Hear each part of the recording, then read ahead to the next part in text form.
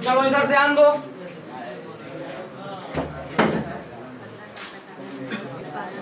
देखो प्रतिरोध, अभी तक हम लोगों ने विद्युत धारा समझा, आवेश समझा, विद्युत परिपथ को समझा, ये सब चीज समझ चुके हैं। और इसके बाद यह प्रतिरोध है।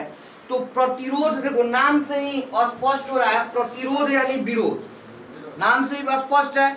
यानी माने देखो कोई चालक तार है, उससे अगर हम विद्युत धारा प्रवाहित कर रहे हैं तो उस विद्युत धारा का अगर कोई पदार्थ या कोई भी चीज अगर विरोध कर रहा है, उसी चीज को हम लोग क्या कह देते हैं? प्रतिरोध। तो प्रतिरोध क्या करता है? मुख्य रूप से विद्युत धारा का विरोध करता है। यानी अब देखो अलग अलग तार का प्रतिरोध अलग अलग होता है। जैसे आप लोग सुने होंगे, हम लोग इसे बिजली लाइन का उपयोग करते हैं तो कहते हैं एल्युमिनियम का तार नहीं, कॉपर का तार लगाएंगे, कहते हैं ना। कॉपर का तार क्यों लगाएंगे? क्योंकि कॉपर का प्रतिरोध क्या होता है? कम होता है। एल्युमिनियम का प्रतिरोध क्या होता है? ज्यादा होता है। तो कॉपर का लगाते हैं कि खूब वोल्टेज पुगेगा, इसलिए कॉपर। खास करके अगर मान लो कि जैसे बैटरी है और बैटरी से हम लोगों को मान लो कि पंखा चलाना है, तो तुम लोग ये सब एल्युमिनियम के तार से जुड़ेगा ना तो पंखा धीरा चलेगा, और वहीं कॉपर का तार लाओ उससे जोड़ दो तो देखो तेज चलने लगेगा।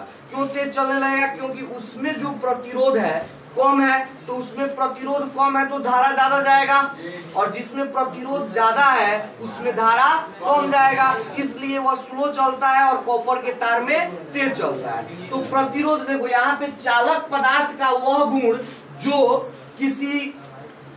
जो किसी पदार्थ से होकर प्रवाहित होने वाली धारा का विरोध करती है, उसे प्रतिरोध कहते हैं। मतलब जो विद्युत धारा का विरोध करेगा उसे क्या कह देंगे? प्रतिरोध कह देंगे। और यह किसी चालक पदार्थ का ही गुण होता है। जो चालक पदार्थ होते हैं, चालक पदार्थ कौन होते हैं? जो अपने से होकर विद्युत धारा को आने जाने देते हैं, उसी को चालक पदार्थ कहेंगे। जैसे लकड़ी चालक पदार्थ है, सूखी लकड़ी नहीं है, उससे करंट फ्लो होगा? नहीं होगा। तो चालक पदार्थ वही है जिससे करंट क्या होता है? फ्लो हो जाता है। तो कह रहे हैं चालक पदार्थ का वैसा गुण जिससे जो उस पदार्थ से होकर प्रवाहित होने वाली विद्युत धारा का विरोध करती है, उसे हम लोग क्या कहते हैं? प्रतिरोध कहते हैं। और प्रतिरोध को बड़ा आर से सूचित करते हैं। किस चीज से सूचित करते हैं?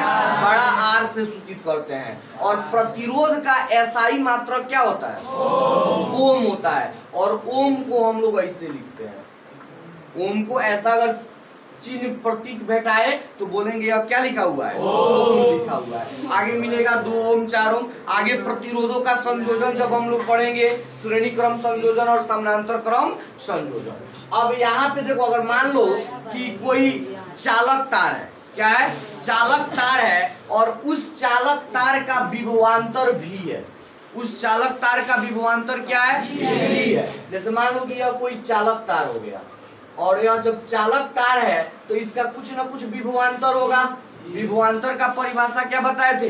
2 विभवों के बीच के अंतर को विभवांतर कहते हैं। या ये भी बताए थे कि एकांक धन आवेश को विद्युत क्षेत्र में किसी एक बिंदु से दूसरे बिंदु तक ले जाने में किया गया कार्य क्या कहलाता है? विभवांतर कहलाता है। और अनंत से जब लेकर आते हैं तब उसको क्या कहते हैं? विभव कहते हैं। अनंत से अगर विद्युत क्षेत्र में लेके आएंगे तो विभव, और विद्युत क्षेत्र में ही एक बिंदु से दूसरे बिंदु तक लेकर जाएंगे तो विभवांतर। तो अगर किसी चालक तार का, मान लो यह एक चालक तार है और इसका विभवांतर भी है। विभवांतर क्या है? भी है। और यह एक चालक तार है तो इससे कुछ ना कुछ करंट फ्लो होगा। तो वह अगर करंट मान लो कि आई फ्लो हो रहा है तो प्रतिरोध बराबर क्या होगा? यानी आर बराबर क्या होगा? V by I. यानी प्रतिरोध बराबर विभवांतर बटा विद्युत धारा। अब देखो इसी, और आर का तो क्या होता है? ओम। जैसे प्रश्न कह दे कि कोई एक चालक तार है और उस चालक तार से मान लो कि 5 वोल्ट, उस चालक तार का विभवांतर 5 वोल्ट है तथा उससे 2 एम्पियर की धारा प्रवाहित हो रही है। 2 एम्पियर की धारा प्रवाहित हो रही है, तो प्रतिरोध का मान निकाले। तो V दे दिया, I दे दिया, तो प्रतिरोध हम लोग निकाल लेंगे कि नहीं? तो प्रतिरोध कितना हो जाएगा? 2.5 ओम। क्या होगा? ओम। क्योंकि प्रतिरोध का एसआई मात्रक ओम होता है। अब यही चीज अब 1 ओम को समझो, अगर देखो खुद समझो, अगर चालक तार के विभवांतर अगर 1 वोल्ट हो, कितना हो 1 वोल्ट हो, यही 5 वोल्ट यहाँ था, और यहाँ पे 1 वोल्ट अगर क्या हो विभवांतर हो, और उससे प्रवाहित होने वाली धारा का मान कितना हो 1 एम्पियर हो, तो मान लो कि R बराबर विभवांतर कितना है 1 वोल्ट और 1 एम्पियर, तो यानी 1/1 यह क्या प्राप्त होगा 1 ना प्राप्त होगा, तो यह 1 क्या हो जाएगा ओम हो जाएगा। तो यानी अगर किसी चालक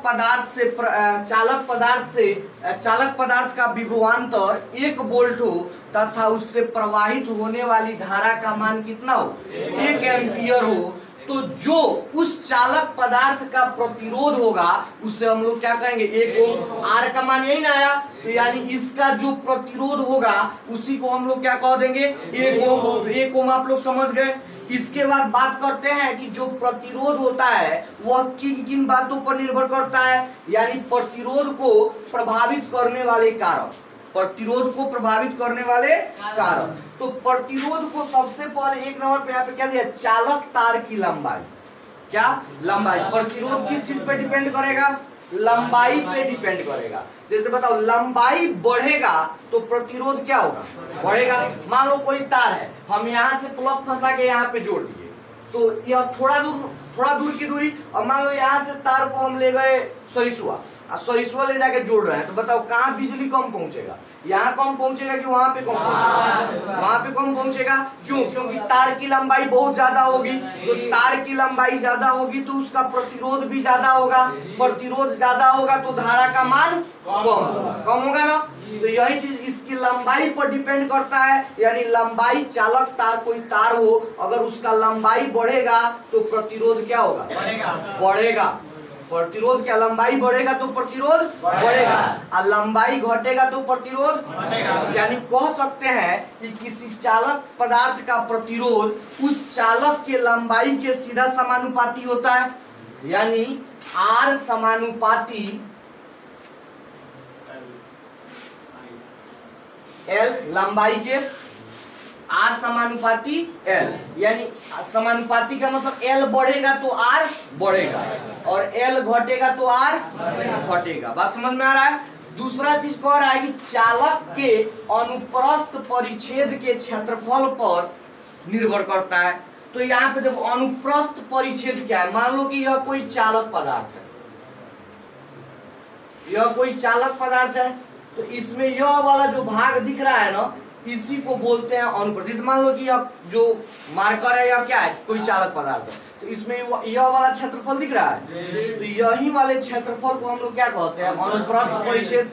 तो देखो यानी कहने का मतलब अगर यह क्षेत्रफल बढ़े, खूब ध्यान समझो, क्षेत्रफल बढ़े, मान लो पहले तार इतना पतला है अब हो जाए इतना, क्षेत्रफल बढ़ गया, पहले इतना था अब इतना हो गया, तो क्षेत्रफल बढ़ेगा तो प्रतिरोध घटेगा। क्या होगा, क्षेत्रफल बढ़ेगा तो प्रतिरोध, मान लो कि यह इतना छोटा है तो पहले इतना ही का ना प्रतिरोध था, अब इतना बड़ा एरिया का प्रतिरोध है, तो इतना बड़ा एरिया का प्रतिरोध बढ़ेगा कि नहीं। मान लो सब जगह तो प्रतिरोध कुछ ना कुछ काम करेगा, तो प्रतिरोध बढ़ेगा, तो एरिया अगर बढ़ेगा तो प्रतिरोध क्या होगा बढ़ेगा, एरिया बढ़े नहीं घटेगा। एरिया अगर बढ़ता है तो प्रतिरोध क्या होगा घटेगा, अगर एरिया घटता है तो प्रतिरोध क्या होगा बढ़ेगा, यानी विपरीत हो रहा है इसके। तो कह सकते हैं कि किसी चालक पदार्थ का प्रतिरोध चालक के अनुप्रस्थ परिच्छेद के क्षेत्रफल के क्या होता है व्युत्क्रमानुपाती होता है, यानी लिख सकते हैं R समानुपाती 1/a। बात समझ में आ रहा है कि अगर अभी अब क्या दर्शा रहा है, अगर A बढ़ेगा तो R घटेगा, A घटेगा तो R बढ़ेगा, और इसमें L बढ़ेगा तो बढ़ेगा, लंबाई बढ़ेगा तो बढ़ेगा, और लंबाई घटेगा तो घटेगा। उसके बाद चालक की प्रकृति पर, उसके गुणधर्म पर भी निर्भर करता है। जैसे हम लोग कह देते हैं क्या कि कॉपर का तार लगाएंगे, एल्युमिनियम का नहीं लगाएंगे, तो उसकी जो प्रकृति है उस चीज पर भी डिपेंड करता है। जैसा हम लोग तार का यूज करेंगे, जैसे प्रतिरोध वाले वैसा प्रतिरोध मिलेगा हम लोगों को। लोकल क्वालिटी का अगर खरीदेंगे तो प्रतिरोध ज्यादा होगा, अच्छा क्वालिटी का खरीदेंगे तो प्रतिरोध कम होगा। बात समझ में आया? ताप पर भी निर्भर करता है, अगर ताप बढ़ाएं तो प्रतिरोध क्या होता है, बढ़ता है। इसमें मुख्य रूप से यही दुगो है, इसी दुगो पे हम लोग फिर चर्चा करेंगे और इसी से अभी हम लोग विशिष्ट प्रतिरोध होता है। क्या होता है? विशिष्ट प्रतिरोध या प्रतिरोधकता। क्या होता है? विशिष्ट प्रतिरोध या प्रतिरोधकता पे हम लोग चर्चा कर रहे हैं। चलो इधर मिटा दे।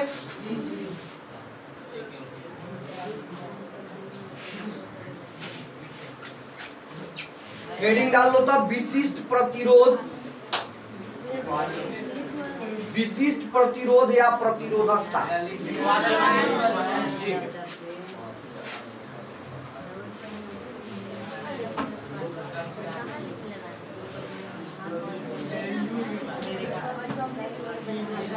चलो देखो, विशिष्ट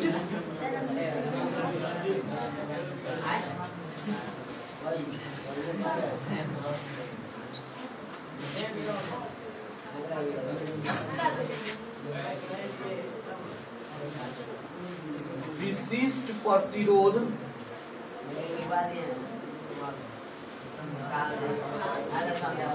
या प्रतिरोधकता। ठीक है, देखो तो हम अभी यहाँ पे पढ़े हैं प्रभावित करने वाले कारक पर एक चालक तार की लंबाई और एक अनुप्रस्थ काट के क्षेत्रफल पर।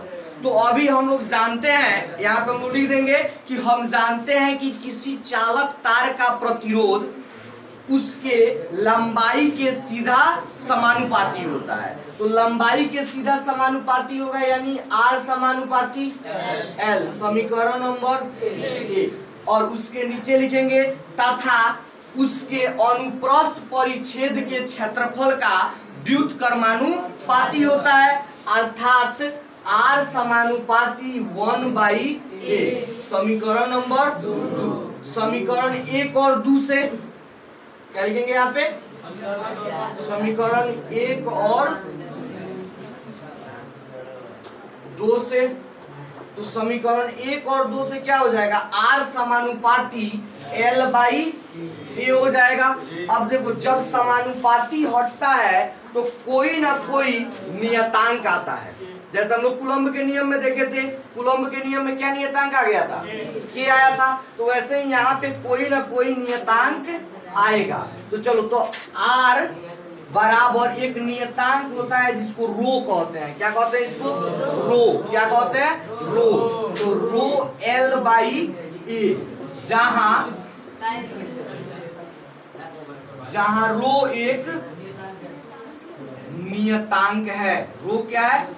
एक नियतांक है। और इसी रो को, यहाँ पे जो रो दिख रहा है ना, इसी रो को विशिष्ट प्रतिरोध या प्रतिरोधकता कहते हैं। यहाँ पे जो रो है इसी को क्या कहेंगे? विशिष्ट प्रतिरोध या प्रतिरोधकता। यह तो प्रतिरोध है। अब बताओ, यहाँ से हम लोग रो का मान निकाले तो यहाँ से यह तिरछा तिरछी गुना हो जाएगा। तो यह ऐसे हो जाएगा, RA इंटू रो L हो जाएगा ना। तो रो बराबर अगर हम निकालें तो क्या हो जाएगा? RA/L होगा ना। रो बराबर RA/L। तो यही रो जो है, यही किस चीज का मान हो गया? विशिष्ट प्रतिरोध। विशिष्ट प्रतिरोध बराबर, यानी कहने का मतलब यह प्रतिरोध है, यह अनुप्रस्थ काट का क्षेत्रफल है और यह क्या है? लंबाई है चालक तार का। अब इसके SI मात्रक का हम लोग बात कर लेते हैं। तो बताओ, यहाँ पे है R है। क्या है? R क्या होता है? प्रतिरोध। अभी ना बताएं R क्या होता है? प्रतिरोध। तो प्रतिरोध का SI मात्रक O। प्रतिरोध का SI मात्रक O। उसके बाद है एरिया, क्षेत्रफल। क्षेत्रफल का SI मात्रक मीटर स्क्वायर। क्षेत्रफल का SI मात्रक मीटर स्क्वायर। और बट्टा में है लंबाई। लंबाई का SI मात्रक मीटर। लंबाई का क्या होगा? मीटर। तो बताओ, यहाँ पे मीटर, यह मीटर स्क्वायर का मतलब है कि मीटर गुने मीटर। तो 1 मीटर से 1 मीटर कट जाएगा, यानी रो का SI मात्रक क्या मिला हम लोगों को? ओम मीटर। क्या मिल गया? ओम मीटर, SI मात्रक। अगर पूछे कि प्रतिरोधकता का SI मात्रक क्या है तो ओम मीटर है, या सूत्र से हम लोग डायरेक्ट निकाल भी सकते हैं, निकाल सकते हैं ना। और इसी रो को विशिष्ट प्रतिरोध या प्रतिरोधकता कहा जाता है। चलो नोट कर लो तो जल्दी।